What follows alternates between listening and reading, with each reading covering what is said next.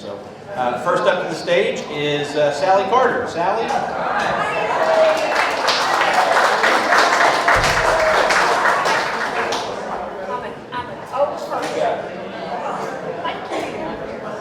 And I can help hoist anybody onto the stage if they want, but there are also stairs over here.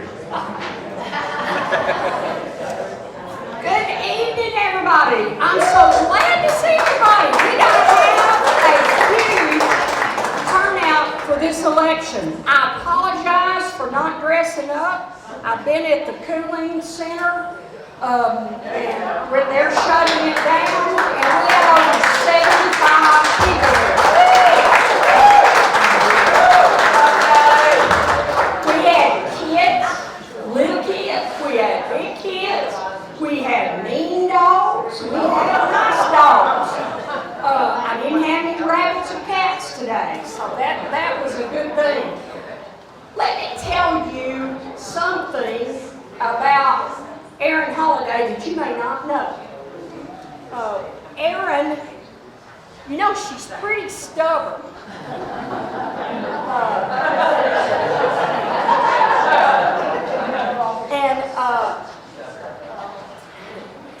She and I don't always see eye to eye. Because you see, I have a group of people that sometimes run afoul of the law. And sometimes the laws and the rules and the procedures and things that we have to go by are barriers to those folks. And I'm talking about my really poor folks and my folks on the street. But, you know, we have to follow the rules. And Erin always reminds me of that. Now, she'll listen to me, and I'll listen to her, and ultimately, we're going to do what's right. And we follow the law and the rules and the regulations. And I love her for that. She is one of 3 directors that volunteers. She is the only one that really comes down to our cooling, warming shelters and interacts with the people. Man, last winter, I'm telling you, we were full. And we had a very, very obese lady there that needed help. And we could not, find ourselves anybody to help because we were very short-handed on volunteers. And I looked up, and Erin Holliday was walking this lady back to the shower to help her get a shower. I'll tell you something else. You know, some of our beloved folks have mental illness problems. And when they get frustrated, a lot of times, you know, they're going to want to go up to a wall and knock a hole in it. So, of course, we had a hole in the sheetrock. And Erin was down there volunteering, and she said, no worries, I'll take care of it. I'll be back up here in the morning. And here she come. She came back 3 times. And the last time I saw her, she was in her Sunday dress, heels, with her toolbox and her sandals. And she was sanding that wall.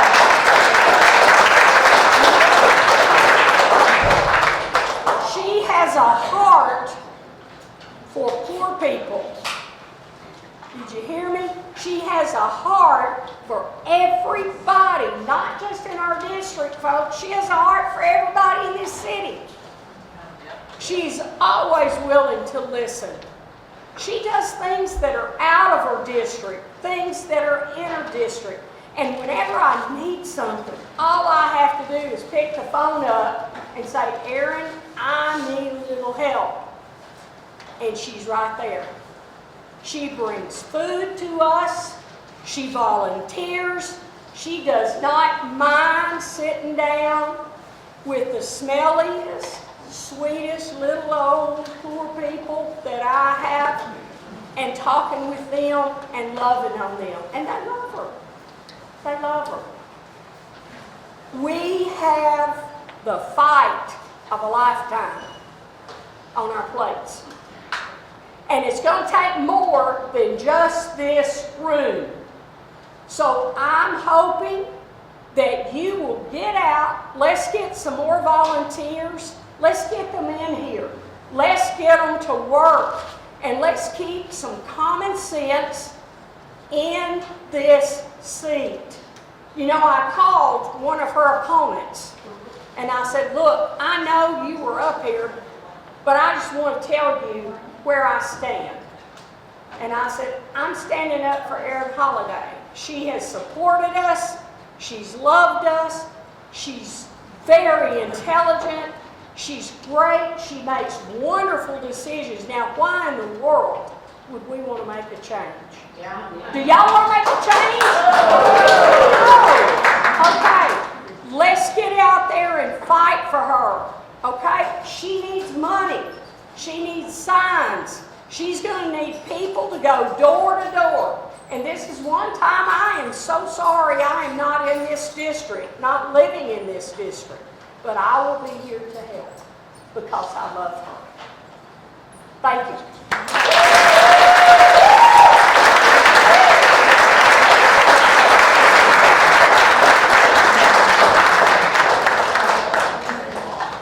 Thank you, Sally.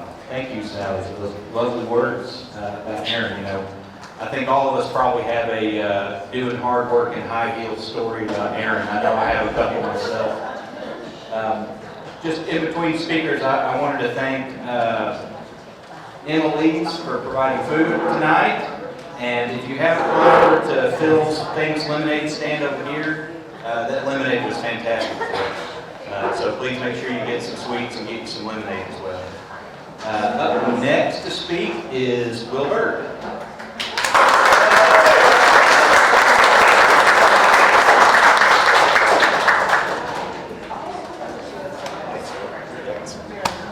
Hey everybody. So before I say my nice things about Erin, I need to tell you a few things about myself. First, I don't like crowds. Way too many people for me. 2, I don't like standing in front of crowds. And 3, I don't like bright light standing. It's pointing in the face. So those things aside, those are things that I was willing to deal with to help her. She has helped me tremendously. I don't live in District 1. I'm over there in District 3, but I've had some projects working, and she has just, whenever I've had a problem or a need, she's like this encyclopedia of information. She just knows what everything is. And she sat down with me for hours, going over this and shooting things, questions back and forth at her. You know, I'd come in with big dreams, and she shot some of them down and, broke my heart a little bit, but she knew what she was doing, and she knew that she was right, and she knew I couldn't do, and we just bounced back and got it working. And she just knows what she's doing. You pick out the city codes and you ask her these little questions, and she's going to know it because apparently like, she sits up from 2 o'clock just flipping through the minutia of city codes. And it's like how I don't know, she just loves it. But I'm the treasurer, so let me interject real quick and just say, back there at that table, where that lovely lady is waving the envelope, thank you very much. That is where you can put your donations. Please, for my sake, fill out all those little pieces of information on the front because I got to type them all into a spreadsheet. And otherwise, I might have to call you and ask you the rest of them. If you can't, or you don't, or you also want to volunteer, right over there, look at that, see another amazing volunteer. Sign-up sheets if you've got a great yard and you want a great sign in it because we are going to need some help. We've got a little bit of, I don't know, a little extra spice in the race this year, I guess you can say. But what it comes down to me is I've got another thing. I'm on my 30th hour of an audiobook that I'm going to lose tonight. And it's going to be like 8 more weeks before I can get this book back. So being here is also a gigantic sacrifice. I don't know how this book's going to end unless I want to pick it up and read all 1,150 pages, but I'm willing to do it for this woman over here. But 11 years of doing the job, she knows it, she loves the town, she's doing what's right for the town and what's best for the town. As a used to be restaurant owner, I know for a fact you can't make everybody happy. And if you try, you're going to fail. And this job requires someone that knows what they're doing and is not just trying to get out there and win a popularity contest. She's going to do what's right for everybody, and she's going to do what needs to be done. So I wish you all the luck, everybody. Whatever help you can, I appreciate it. I gave them an audiobook, so I'm sure some of that can help her out some. So thank you, Erin, for all your help. In front of people, I've said thank you a million times, but we need it. She needs it. So.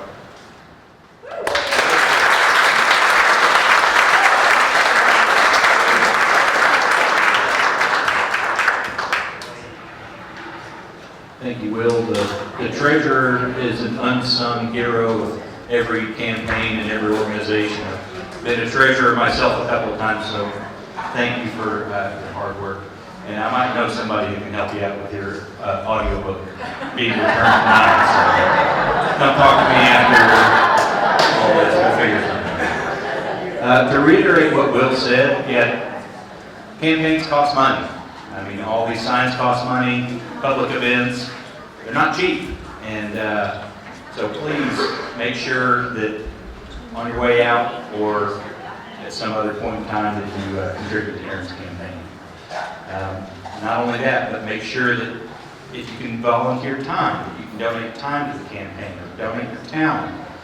One of my good friends and colleagues at the library, Erin Baber, has volunteered her time with some marketing material for Erin's campaign as well. So please, if you have talents that could help her out, ask her.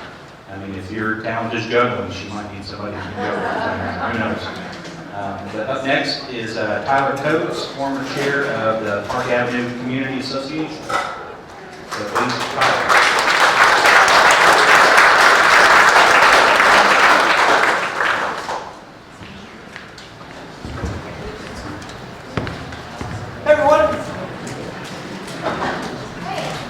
Just a large font, it won't take too long. First of all, I'd like to thank Will and Adam. What an honor to come speak after them. Absolute pillars of the community, great people doing great things, putting up a good fight every day.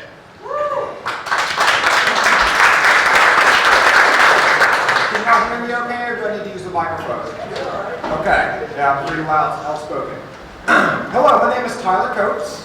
Me and my wife Amanda moved to Hot Springs in 2021 and opened the clubhouse after a lengthy renovation.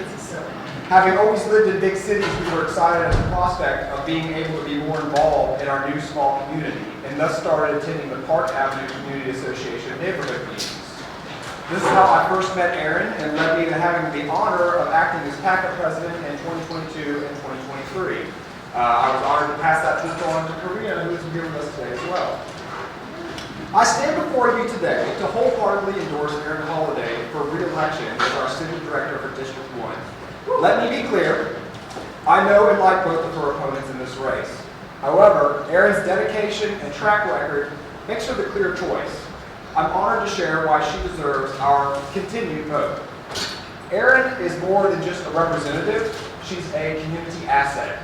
She participates in every neighborhood group in District 1, keeping us up to date on city business and fielding all sorts of questions. All sorts. Frankly, her transparency and willingness to address our concerns of the community members, regardless of their background, is unparalleled. Unwavering dedication to amplifying our voices is a priceless asset in politics. As founder and executive director of the nonprofit Emergent Arts, Erin has invested in our community's creativity and growth. Dedicating oneself to enriching the community for passion rather than profit is a rarity in today's society and an attribute that should be sought in our leaders. Erin embodies the diversity and inclusivity District 1 represents. Our neighborhood hosts people of all ages, sexes, sexuality, race, and socioeconomic backgrounds. It is imperative for us to have a representative that respects all these backgrounds equally. While the so-called good old boy mentality of this town's government lingers, we have made stride under Erin's role that proves that diverse and progressive communities can and will continue to prosper in small southern towns.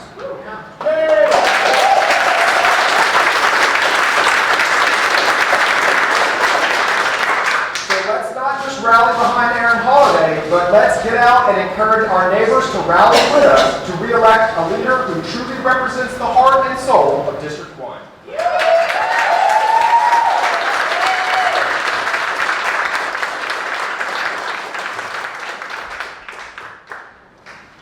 Thank you, Tyler. That was a very moving speech. So I'm up to my last duty for the night, which is introducing Erin Holliday. I've known Erin for probably longer than she would be willing to admit. We both kind of grew up in the DIY punk rock scene in the late 90s. So we have some shared experience there. And where a lot of this, down in the trenches kind of work started. We both grew up in communities where nobody was doing the good work, and we realized that we wanted to live in a better place. So, because nobody else was picking up the shovel and doing the work, we decided, let's just do it ourselves. And Erin has really carried that ethos through the entire time I've known her, up until today. We worked together we were on the first Low-Key Arts Board together when it incorporated as a nonprofit. I don't remember the amount of time we've spent in this building scraping things and scrubbing walls and doing all that sort of stuff. Or the amount of times that she's come to the library and helped with programs for kids, teaching them art. Or me going over to Emergent Arts and hanging around in the rafters and hanging up insulation. It's just, Erin is part of the fabric of what's making our community great right now. And I've lived here for about 20 years. And I talk to people every day, and it just feels like we're right on the edge of just breaking over in this community really being a great place again, back like it was in its heyday when there was gambling and everything in our town. But not to say that's the end all be all, but it does seem like our community's back, that downtown is revitalized, that District 1 is revitalized, and we have wonderful community projects going on. And that's in large part to do with Erin's hard work as a city director. I've looked at the platform for her comments, which basically just say, I'm going to continue on the good work she's doing. Well, why would you continue on the good work she's doing when she's doing the work already?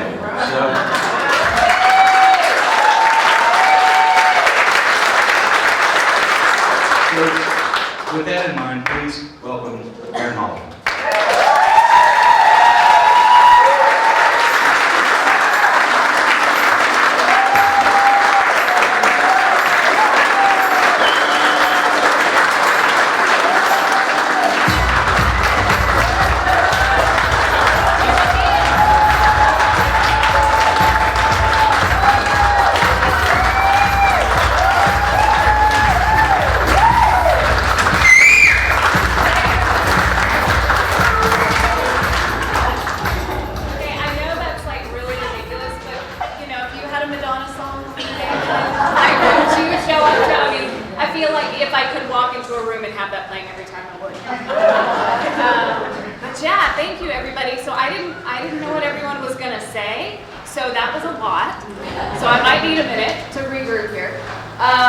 But this is really special to me that you guys all are showing up, that my longtime friends and newer friends have come together to speak. And the reason I asked other people to speak on my behalf is because, quite frankly, I'm horrible at social media and selfieing. And I realized if you do a deep dive, you're not going to find the stuff that I need to talk about. And that's probably my biggest Achilles heel in all things politics. But I'm working on it. I'm getting better. I have some young people around me at home. But I do want to thank again the clubhouse and Emily's, Phil, and for real, please eat all the sugar things over here. Phil's amazing and always comes and volunteers to do the pink lemonade stand when we do events at Emergent Arts. He was wonderful, one of our artists. Stacy and Darla brought the salad. It's amazing. And I want to thank, I had some volunteers here yesterday. I'm totally blind as to who's in here, but Carr is somewhere in the room. Yeah. Will was helping yesterday. Paul is back here. Taylor, again, Erin Baber for working on the invite.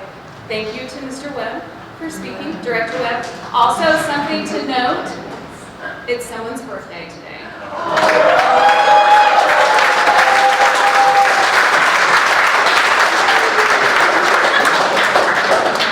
So birthday here, but this is like some really good vibes. So it's kind of a co-birthday party for us. And then I definitely want to thank the host committee. I don't know how many people are involved in political fundraisers, but a host committee are the people who sort of stand up first and are willing to give money and lend their name for visibility.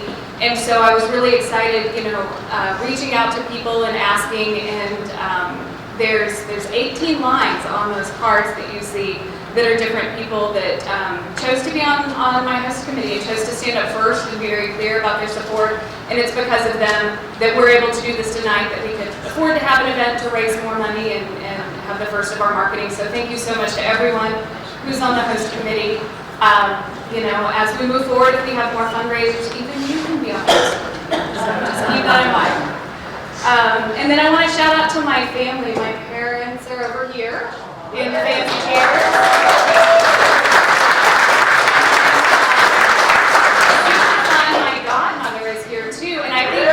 Sometimes I think she and I are more alike than my mom. She's the political one of the group. And so happy to have her here. And then my kid Sunny is right here up front. You should.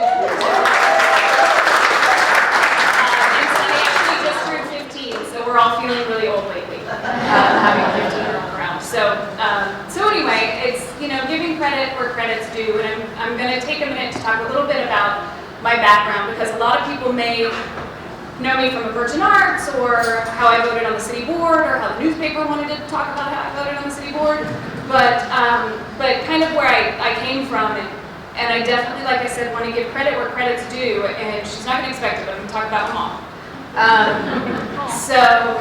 See? So I grew up in a household that, it didn't matter if you were the daughter or the son. If you wanted to do something, we just did it. We just learned it. I mean, I knew how to use power tools because of my dad, my stepmom, and my mom before I ever, went to college. Instead of going to luncheons or the country club, she was out doing yard work and painting rent houses. And so, then I go into the arts and in a nonprofit where there's a lot of strong women. And it wasn't honestly until I got into municipal government that I started to understand what so many women in business have been saying for so long. When I was first on the city board, one of the first Arkansas Municipal League events I went to, I had my little lanyard on, it said City of Hot Springs, and they go, "Oh, you're with Hot Springs, what do you do?" And I go, "City Director." And they took a step back, literally, and tilted his head and go, "Oh, well, you're still young." I was like, "Really? Like, is that a compliment?" And it was like little things like that, and it's shifting. And I was speaking with someone earlier this evening about how I think that the culture and sort of the society of our city in government has even shifted over the last 5 years since I've been there. And part of that is we do have some really strong leadership. We have strong women. We have strong people who are part of the LGBTQ+ community. Strong people of color in city government, and it's changing our city government. Because of that, it's changing our city. And so it's something I'm very, very proud to be a part of, and like I said, definitely want to keep being a part of. So I was born here, went to Lakeside for 13 years, and my friend Zach back there, we were in Lakeside together. And every chance I could, I would come downtown. And I would be playing capture the flag on West Mountain, or on North Mountain when we weren't supposed to, after hours. Just loitering around, probably making all of the bike cops furious and all of the business owners furious. But I loved downtown. This is where I wanted to be. We actually owned some property when I was younger and had some rent houses up here. And I would always tell my mom, "This is where I'm going to be." And she's like, "No, you're not." The early 90s in particular, that's not where you're necessarily going to want your kids to go. But I loved it. And so I graduated and I moved to Kansas City, where I got a degree in sculpture from the Kansas City Art Institute. And I spent 13 years up there. Did everything from nonprofit gallery like I do now. I worked at a mail and shipping store, and then I co-owned a design build shop up there as well. So have a background in small business and entrepreneurship. And for a short time, I actually had a small business where I did historic home restoration for women homeowners. Because not, you never know what you're going to get with a handyman, and if you live alone, you may not want that in your house, quite frankly. So I would do little jobs, and so I've kind of been all over the place. But when I was there, I lived in a historic neighborhood, and I got involved with the neighborhood association in that kind of grassroots, boots on the ground, and I fell in love with community development. And so as I returned home to Hot Springs, I was like, this is my home. Like, this is where I can affect change. This is where I can do what I was doing on a different scale. In Kansas City, there are literally millions of people. And we can do the work, but when we come home, one, it's closer, and it's a little more special, because it's your home. But the scale is different. And so there's, a little healthy ego in that I can put the same amount of work in, and the return would be really, really big. And the return would be for my community. And so I came back and right away got involved, just like Adam said, we were on the board of Loki Arts for a long time. And in 2014, I joined the Community Development Advisory Committee of Hot Springs. And that committee makes recommendations on how to distribute HUD funding into the communities. It's paid for a ton of these sidewalks that are out here. It's done projects to support Habitat for Humanity and get people in homes. There's been all kinds of projects. I could go for ages on that, but it's a great program. And Hot Springs gets money in this committee, gets to hear what the communities need, the neighborhoods can apply. And so I did that for 4 years until an opening on the Planning Commission came up, applied, and was appointed to the Planning Commission. And that's where I got real weird about code and zoning. And and just like Will was saying, I literally do sit up in the middle of the night and do code. Like, that's not a joke. And so when people call me and ask about code things, I'm like, okay, let's look up the table of permitted uses. Like, let's look up the zoning map, and I'll just go through it. And really, really loved that. And then in 2019, my predecessor on the city board, Suzanne Davidson, decided to step down in the middle of her term. And so the position was open, and how that works is the current board at the time will make an appointment, and you fulfill the remainder of the term, and then you have to run. And so I was in a pool of 3 applicants. Fun fact, one of those applicants is also one of my opponents this time again. But there were 3 of us up for that position, and I was appointed to the position. And then I ran for election/re-election last time and was successful, and I have loved every minute of this. Even when it's not fun. Like right now, people are real mad at us because of parking, as far as I go. But it's still fun because the part about it that's fun is I know a lot of times when people are upset or angry about something, it's just because they don't have the picture. They don't have all the information. They have the curated version of the information that quite frankly sells newspapers. And so part of the last 48 hours, I actually have been working on a little 3-minute PSA about parking in the hopes that people will understand that this is a win-win for everybody. And that's what I love to do, is to really communicate with people and help them understand what it is that we really are doing at the city, and that we are being visionary, we are looking long-term. And sometimes that change can be a little painful, but there is a plan and there is a goal. And I will tell you, if it doesn't appear that there's a plan or a goal and something comes before us, I'm probably the first person to have a conversation with the city manager or the city attorney as to why we're doing whatever it is that we might be doing or we might be considering. And so some of the things that kind of make me unique in city government is that arts background. So, you don't typically get a degree in sculpture and then go into municipal government. So you've heard the long drawn out story of how I got there, but what it does is I have the arts brain. I want to push the boundaries brain. I want to think outside the box.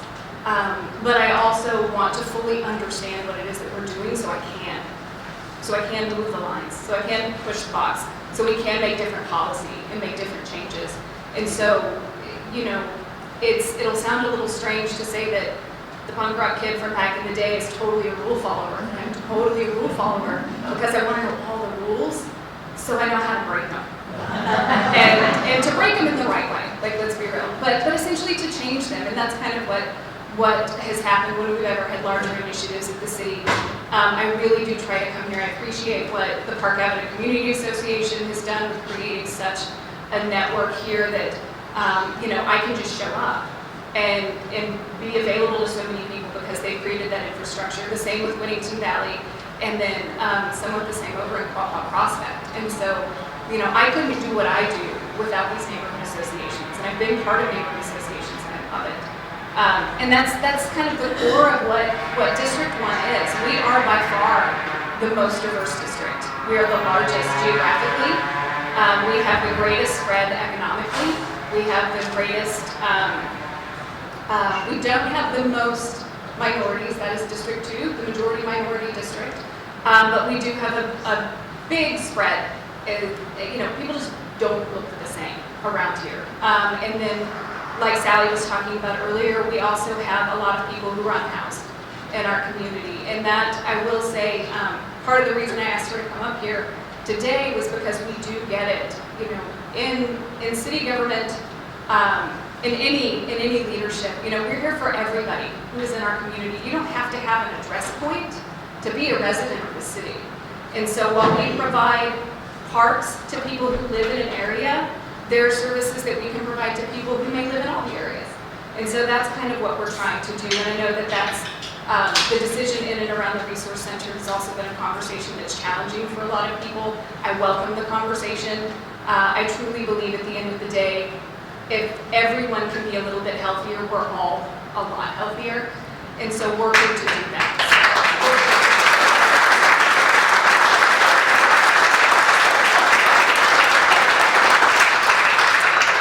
So I brought up like 5 pages of notes and I haven't looked at them and I have no idea where I am.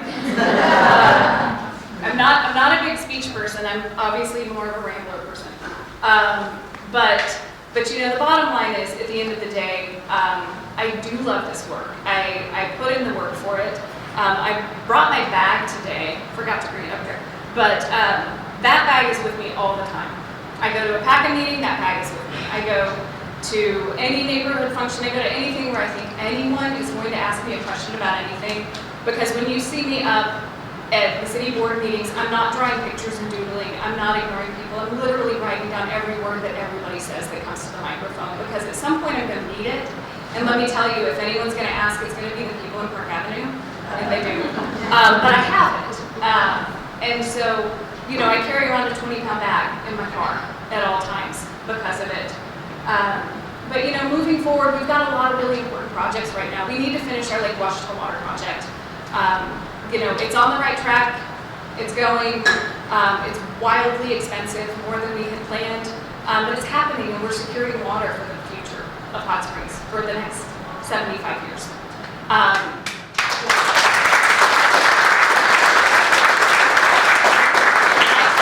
can't claim really any of that. That has been a massive undertaking by staff, and it actually took the coordination of 4 federal agencies to make that happen. So it's a really big deal. We've got revitalization happening in areas like around Gateway and Pleasant Street. I was having conversations with Director Elaine Jones years ago when they were talking about removing the historic district status from Pleasant Street, because you have to have a certain number of homes, and too many had either been torn down or burned down. And so the city was toying with the idea, the historic district committee was toying with the idea, but Elaine wasn't going to let it happen. I wasn't going to let it happen. And because of that, we got creative, and we've changed the boundaries, and we've changed the parameters. And so we have saved the oldest and largest Black historic district in the state of Arkansas. We still have it.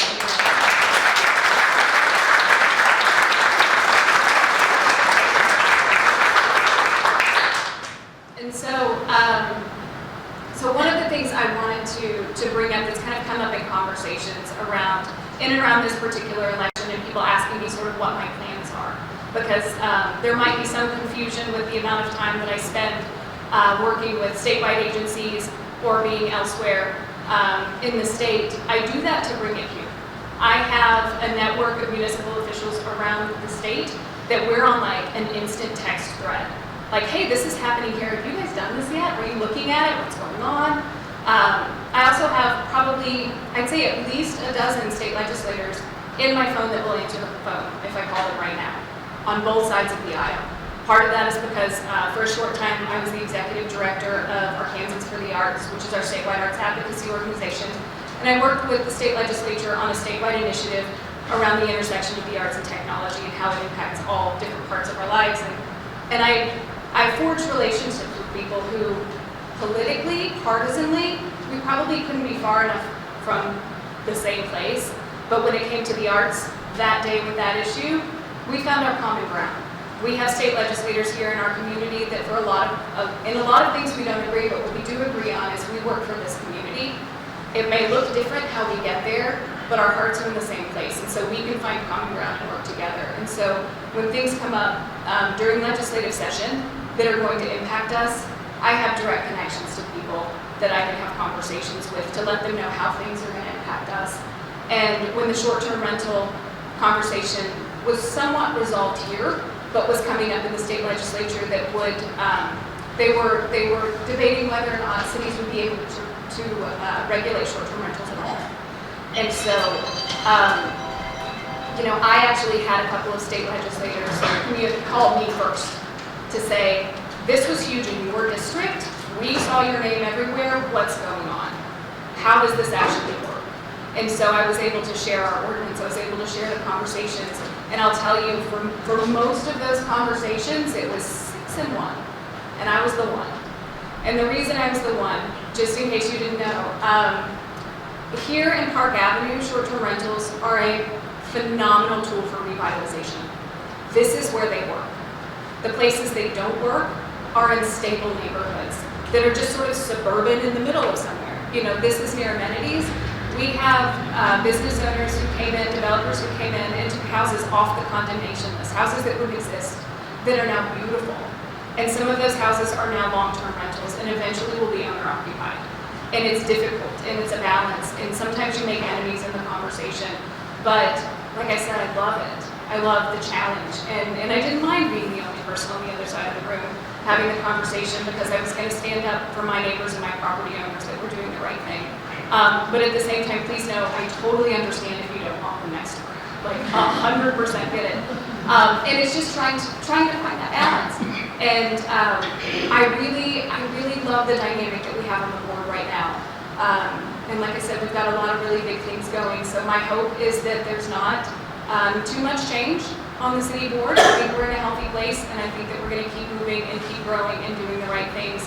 And in order for there to be less change, I have to stay in my seat. So thank you guys very much for being here. Tell your friends, give money. I hate saying that. I run a nonprofit. You'd think I'd be used to it by now. But, and if you don't have money, there is so much help that I could definitely use. There's over 3,500 households in District 1. And in order to win this race, we will probably have to talk to every single one of them. And I have not done the math yet, but I don't think that I can do that between now and November 5th. It's going to take a lot of people. So anything that you have to give, even if it's just telling your neighbor that you're in support of this campaign, sometimes that's all it takes. And city elections can be won by one vote. And with 3 opponents, that could go any way. It is anyone's game right now. But I have confidence in the fact that you guys are here. I have confidence in my reputation and my work and what I plan on doing moving forward. So again, thank you for being here. I love you guys.